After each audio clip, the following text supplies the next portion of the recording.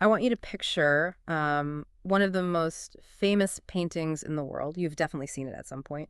Maybe in an art history class or, just printed on a tote bag somewhere. Yeah, sure. I'm talking about Sandra Botticelli's The Birth of Venus. So visualize it with me. You have the beautiful goddess with her flowing auburn hair, and she's standing perfectly balanced on that giant clamshell. Right, gently blowing toward the shore. Exactly. And for centuries, it has basically served as the ultimate image of classical beauty. But I want you to look closer, like in your mind's eye, zoom right in on her face. It's actually really striking detail when you finally notice it. It is, because if you truly examine her expression, she doesn't look triumphant at all. She doesn't look joyful. She looks incredibly sad, like withdrawn, almost like she's grieving. Yeah, it's a profound detail. And it's one that art historians have puzzled over for generations, honestly. Oh, I bet. She possesses this ethereal, calm, but deeply sorrowful look. It's almost as if she is arriving in a world where she inherently knows she just won't fully belong. And the question is, why? Why on earth is the supreme goddess of love and beauty so melancholy? Well, that specific question is exactly what brings us to today's deep dive. It's a great topic. We are exploring a truly fascinating essay today, and it's titled Aphroditos, the Total Goddess and the Truth of the Foam. Our mission for this deep dive is to uncover the suppressed, historically androgynous origins of Aphrodite. Which is a history most people have absolutely no idea about. None at all. We are going to examine how ancient culture essentially took a massive category-defying cosmic deity and, well, methodically trimmed her down to fit a very safe, manageable standard of beauty. A standard that still impacts us today. Exactly. And we'll look at what that 1500-year erasure means for how we view wholeness right now. Okay, let's unpack this. Let's do it. Because to understand why Botticelli's Venus looks so sad, we have to look at how she was actually born. And spoiler alert, it is not the sanitized, pretty clamshell version we're all used to. Far from it. I mean, if you think about the Greek poet Hesiod and his famous text, the The Theogony. ancient text, right? Right, this was essentially the Greek world's ultimate guide on how the gods were made and where the entire universe came from. And the way Hesiod describes the birth of Aphrodite, it is a story of immense, violent cosmic power. It really is shocking when you read it for the first time. It's brutal. The sky god, Uranos, is castrated by the Titans in this brutal overthrow. His severed genitals are basically cast down from the heavens and thrown into the primordial sea. Just thrown right into the ocean. Yep. And the turbulent foam that gathers around them in the water, that raw, chaotic mixture becomes Aphrodite. It is such a visceral, almost terrifying image. She literally rises from the exact moment where the active masculine principle represented by the severed phallus dissolves into the receptive feminine principle, the primordial ocean. Yes, and that mechanism is key. She isn't just born, like after that violent act. She is born from both of those elements combining. Right. As the essay vividly puts it, she emerges as womb and wand simultaneously. And what's fascinating here is that this isn't some modern retrospective metaphor that we're just projecting backward onto an ancient text. It's not just academics overthinking it. Not at all. It is literal archaic theology.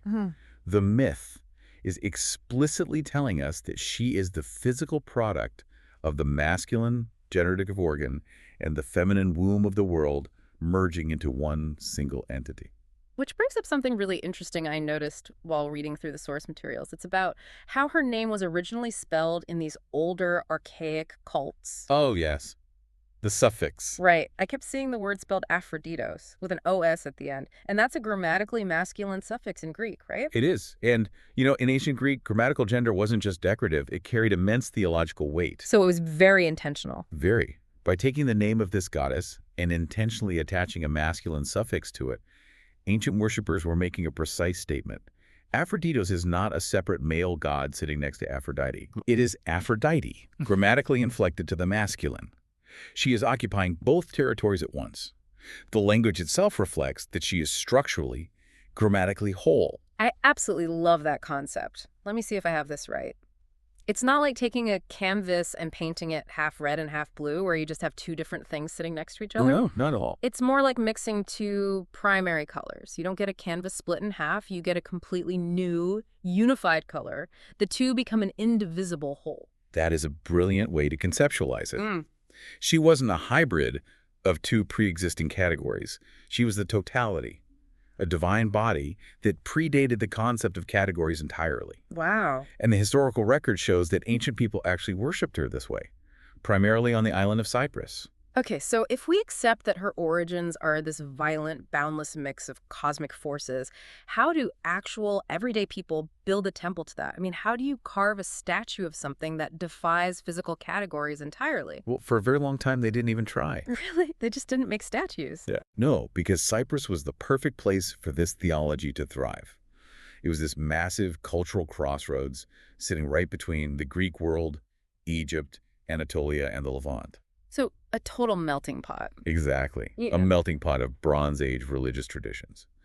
And at Paphos, which was one of the oldest and most important cult sites for Aphrodite in the entire ancient world, her primary sacred object wasn't a beautifully carved statue of a woman. What was it? It was a black conical stone. Just a large, uncarved black rock. Yes, an aniconic object. It had no human form whatsoever. That's wild. Right. And when a deity is represented by a formless stone, it signifies that the divine hasn't been restricted into a limited human shape yet. Mm. It represents that raw generative source before any boundaries or genders even exist to contain it. Okay, but at some point, human beings always want to put a face to the divine. We just can't help ourselves. True, we always want to face. So when did they start putting her into human form, and how did they handle the gender issue once they started actually carving faces and bodies? That shift takes us to the writings of a Roman scholar named Macrobius. He was writing much later, around the 5th century CE. But he documented something incredible about how the cult statue in Cyprus evolved over time. Okay, what did he find? He noted that the human-shaped statue of the goddess was sometimes depicted with a full beard. A bearded Aphrodite. Yes. And furthermore, he recorded the specific rituals happening inside the temple grounds. Men were required to worship while wearing women's clothing, and women worshipped while wearing men's clothing. That is fascinating, but I feel like we have to be careful not to view that through a modern lens, right? Because this wasn't some ancient equivalent of a transgressive party or something. Oh, not at all. In that ancient context, it was deeply prescribed ritual behavior. It was incredibly serious. Right? It was sacred. Exactly. You deliberately crossed the gender boundaries in the sacred space because the deity you were praying to had already crossed them first. Your physical body was enacting the totality that her divine body already embodied. That makes so much sense. There was even a Greek scholar from the 4th century BCE, Philochorus, who connected this dual-sex deity to the lunar cycle. The moon generates light and absorbs darkness. It is active and receptive simultaneously, just like her. Now, what about the archaeological dirt? Because the sources mention these terracotta figurines found all over Cyprus. Ah, yes, the votive figures. Right. We have these small clay votive figures that clearly show a female body, like they have breasts, feminine clothing, but they are combined with explicit or sometimes implied male genitalia. Yes, they are very common in that region. And many of them are molded into a very specific pose. It's called anaseromenos. They are literally lifting their skirts to reveal what's underneath. Now, I have to admit, as a modern person looking at that It description, can be jarring. yeah, my first instinct is to wonder, wait, lifting their garments? Yeah. Isn't that just ancient shock value? Like, was this some kind of crude joke or obscenity? It's incredibly easy to read it that way today, given our modern sensibilities. But in its original sacred context, that gesture carried deep apotropaic meaning. Apotropaic meaning like warding off evil. Exactly. It was used to powerfully ward off evil and invoke divine protection. We actually see this motif all over the ancient Mediterranean. Where else does it show up? Think of the Eleusinian mysteries in Greece. There's the mythic figure of Balbo who lifts her garment to make the grieving earth goddess Demeter laugh after her daughter Persephone is taken to the underworld. Right, I remember that myth. But Babo isn't comforting Demeter by just being crude. She isn't. She is showing her something deeply sacred. She is revealing the generative source, basically reminding the goddess of agriculture that despite the winter and the darkness, the fundamental machinery of life is going to continue. Wow, that completely changes how you look at the gesture. It does. The essay even compares this to the Celtic Sheelana gig figures that you see carved into medieval European churches, which also explicitly display their genitalia. Oh, I've seen pictures of those. Right. So when an androgynous Aphrodite figurine lifts her garment, it is a gesture of profound divine disclosure. She's basically communicating, what I am showing you is not shameful. It is the root of everything. Here is the whole, look, It's an incredibly powerful image when you put it like that, but it begs the question, why did Cyprus have this specific, highly inclusive theology while the rest of Greece was getting these standard, separated Olympian gods? that really comes down to geography, which is Yeah. something classical scholarship has historically struggled to emphasize. How so? Well, often historians treat Near Eastern religions as mere influences on the Greeks, rather than acknowledging them as the foundational blueprints they actually were. I see. So Cyprus was basically the bridge. Yes, Cyprus was the geographical stepping stone to the Near East. Aphrodite didn't just spontaneously generate in Greece. She is a direct evolution of the Semitic goddess Astarte. And Astarte evolved from the even older Sumerian and Akkadian goddess Inanna or Ishtar. So we are going way, way back to ancient Mesopotamia now. And in that specific lineage, gender fluidity wasn't some theological puzzle to be solved. Not at all. It was the ultimate demonstration of absolute sovereignty. If you look at the hymns to Inanna, which, keep in mind, are some of the oldest pieces of religious poetry we have in all of human history, Right, incredibly ancient texts. they explicitly praise her as the deity who possesses the power to turn men into women and women into men. And it's never described as a curse or a quirk. It's just a flex of her power. Exactly. She can freely invert the categories of reality because she generated their categories in the first place. Let's pause there for a second, because that wasn't just abstract poetry, right? The sources talk about actual people in the temples living this out in their daily lives. Yes, absolutely. The temples were staffed by people who reflected that divine reality. You had the Kurguru and the Asinu. And who were they? These were sacred functionaries who essentially occupied a third gender category. And they weren't marginalized outcasts living on the fringes of society. They were the goddess's elite temple staff. That is so different from how we usually picture ancient history. It really is. Later on, when the Phrygian great mother goddess Cybele became prominent, you had the Galli priests. These were individuals who voluntarily underwent castration and adopted feminine dress. As a form of devotion. Yes, it was considered the ultimate sacrificial gift to the goddess. They were giving her back the physical manifestations of gender that she already contained. So what does this all mean? When we look at the Greek pantheon we all learned about in middle school, it sounds like the Olympians essentially did a massive corporate restructuring of the divine. A corporate restructuring is a brilliant lens for understanding this shift, honestly. The historical process of Olympianization took these fierce, ancient, incredibly multi-talented deities and just forced them into narrow, highly specialized departments. Like putting them into cubicles. Pretty much. Think about Inanna and Astarte. Yes, they were goddesses of love and desire, but they were also goddesses of brutal warfare, sacred kingship, death, and cosmic order.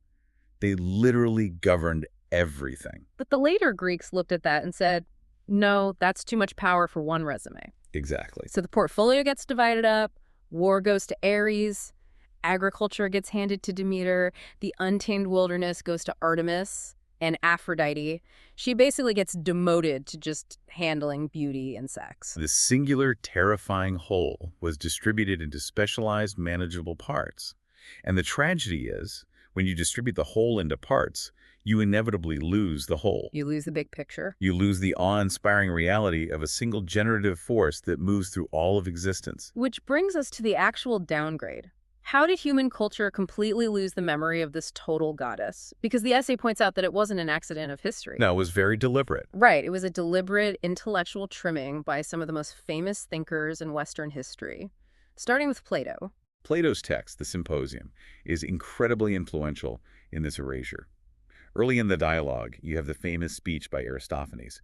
He describes original humans as these powerful spherical beings, many of them androgynous, containing both male and female halves. Right. I've heard of this one. The gods feared their immense power and split them in half, which is supposedly why we spend our lives searching for our other half in love. Which, sounds quite romantic on the surface. But then Socrates speaks and he does the real damage. He really does. Yeah. Socrates introduces a philosophical division that permanently fractures the older theology. He explicitly splits Aphrodite into two distinct concepts. What were they? Aphrodite Urania, which is the heavenly or spiritual Aphrodite, and Aphrodite Pandemos, the common or earthly Aphrodite. By doing this, he creates a strict hierarchy, ranking the heavenly intellectual love of the soul far above the earthly, bodily, physical desire. Let me push back on that for a second, just to play devil's advocate. Sure. Didn't Plato think he was doing her a favor? Like, isn't elevating her to a heavenly, purely intellectual ideal a promotion from just being associated with physical bodies and bodily fluids? It seems like it to a modern mind. Yeah. But if we connect this to the bigger picture, we see exactly why it wasn't a promotion. It was a devastating amputation. How so? Well, to the ancient worshippers of Inanna, or the Cypriot Aphroditos, there was absolutely no hierarchy between the spirit and the body.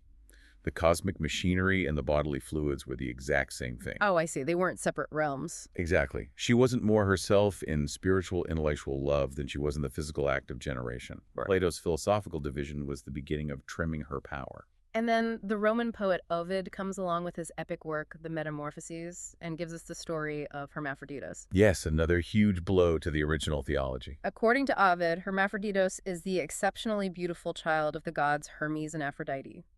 One day, he gets violently pulled underwater by a nymph named Salmacis, and they merge together permanently in a magic spring. Right. And it is a gorgeous piece of literature. But the essay argues it completely undermines the original theology. Because it changes the meaning completely. Because Ovid shifts the concept entirely from theology to mythology.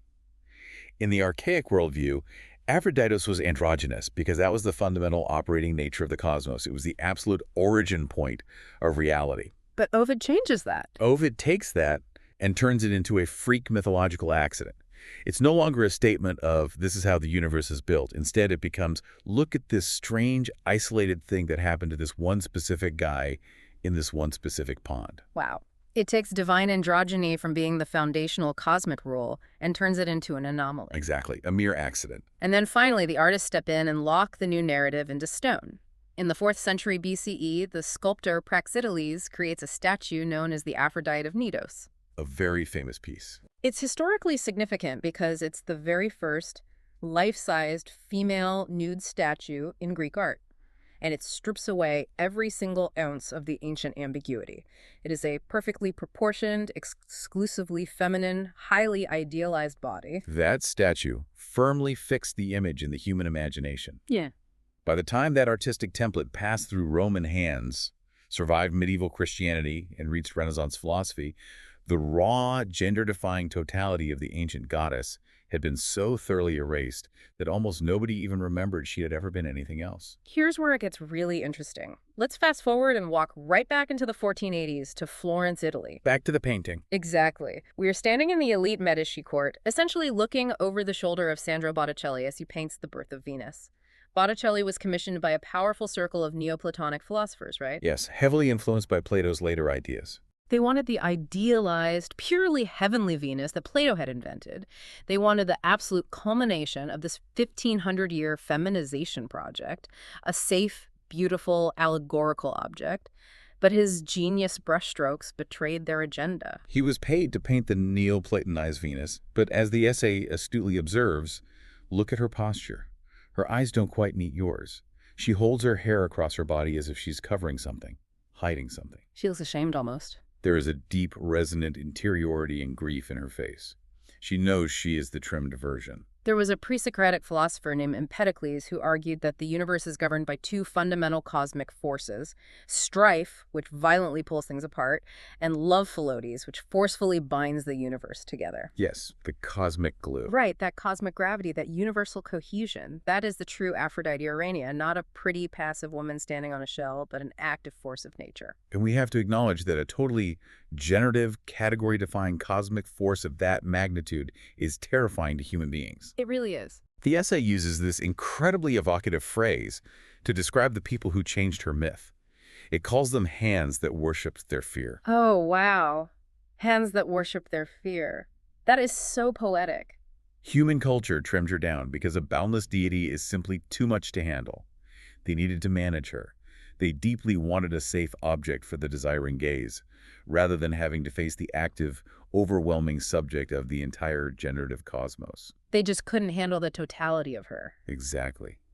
Botticelli's Venus is wearing what the essay brilliantly calls the grief of subtraction. She is actively mourning the wholeness that was systematically stolen from her. At the very end, the essay describes an alternative image, a way for us to intellectually reclaim her.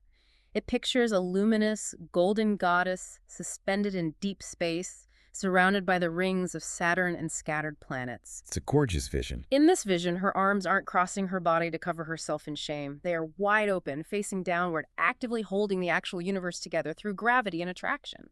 She isn't there to be looked at by us. She is there to govern the cosmos. It's a beautiful return to the foam-born whole.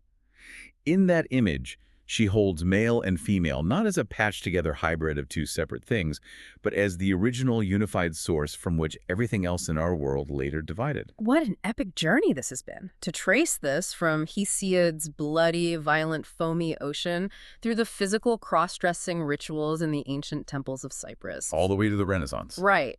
To watch Plato philosophically amputate the divine just to make it palatable. And finally, to see Botticelli capture the melancholic tragedy of that centuries-long erasure in oil paint. It really reminds you that the categories and binaries we obsess over male and female, spiritual and physical, those are just things that exist inside creation. They are downstream from the source. Exactly.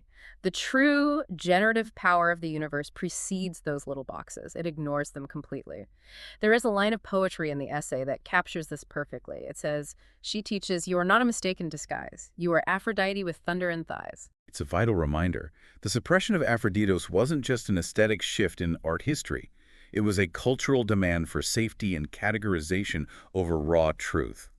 And that leaves us with a final thought for you to mull over today as you go about your life. If classical art and philosophy deliberately spent centuries trimming down a terrifying, boundless cosmic force of nature into a passive, safe standard of beauty, we have to ask ourselves. What else have we done that to? Exactly. What other raw, powerful realities in our modern world are we currently trying to sanitize? What wild totalities are we forcing into neat little boxes today simply because we are terrified of their true power? It's definitely something to think about. Thank you for joining us on this deep dive. Keep questioning the surface of things, and next time you see Botticelli's Venus, whether in a museum or just on a postcard, remember to look her in the eye.